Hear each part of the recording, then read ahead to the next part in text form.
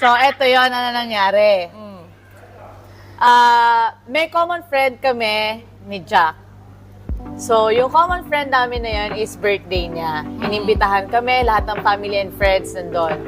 So, kami lang dalawa ni Jack na kaibigan niyang artista noon during that time. So, kami yung naimbitahan.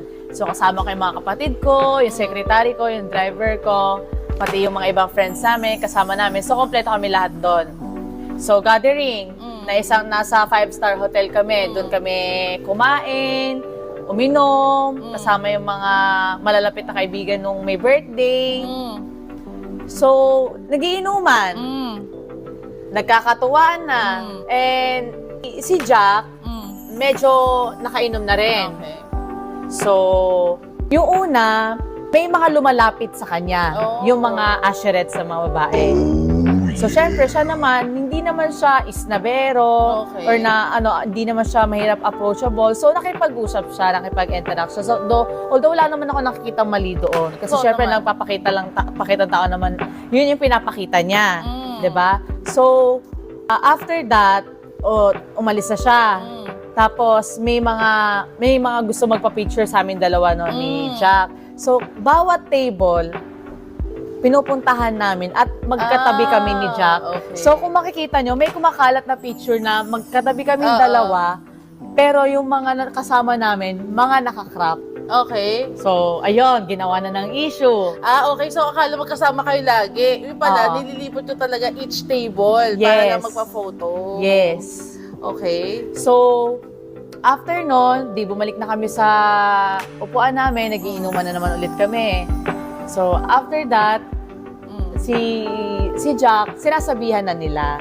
Like, alalay lang, par, ganyan. Bakit paano pa siya paglasing? Nagiging touchy na siya. So, yun nangyari. So, naging touchy siya sa'yo? Hindi lang naman sa akin. Sa lahat? Yung mga nakakita kasi, binibigyan na nila ng parang, di ba? Mali siya na, touchy to, baka mamaya, di ba, ganyan. Pero pag talagang kilala mo yung tao, parang okay, parang syempre normal lang. Oo, makulit lang kasi wala, nakainom di ba? So, yun, naiintindihan ko yun. And then, nung tumatagal-tagal na, napapasarap na, halos maubos na namin isang box nung single malt na ininom namin. Doon na siya na parang naging aggressive. Hell no! Yun nga, kumakausap siya ng mga usherettes doon ng mga babae.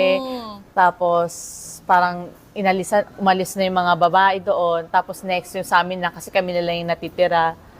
And then dapat pauwi na rin kami noon. Kaso hindi na ako nakauwi na datay kasi lahat kami lasing. Ayaw kami paalisin nung may birthday. Kaya kinuhanan kami ng room doon. So, para magstay, magpahinga, tapos after noon, uwi na, di ba? Para safe lang kaming lahat. So, papunta kami ng elevator.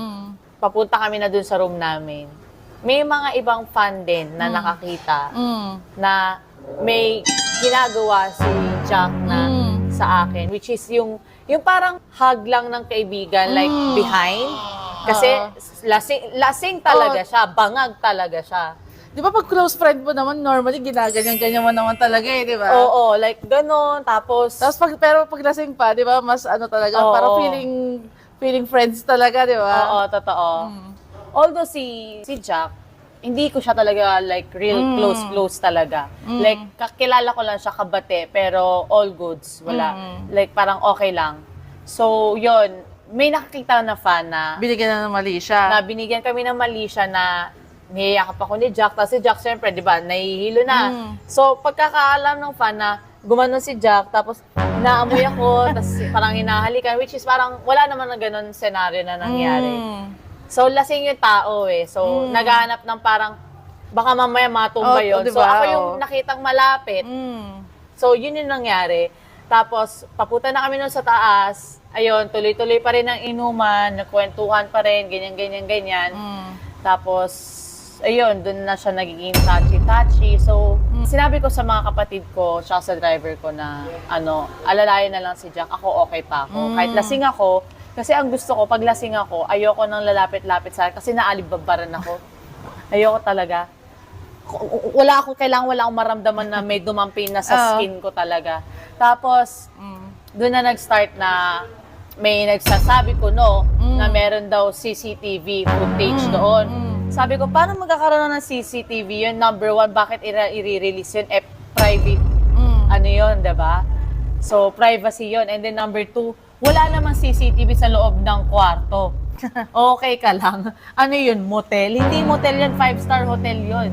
So, yun, ginawa na siya ng kwento. So, ayun na yung nangyari. Wala talaga.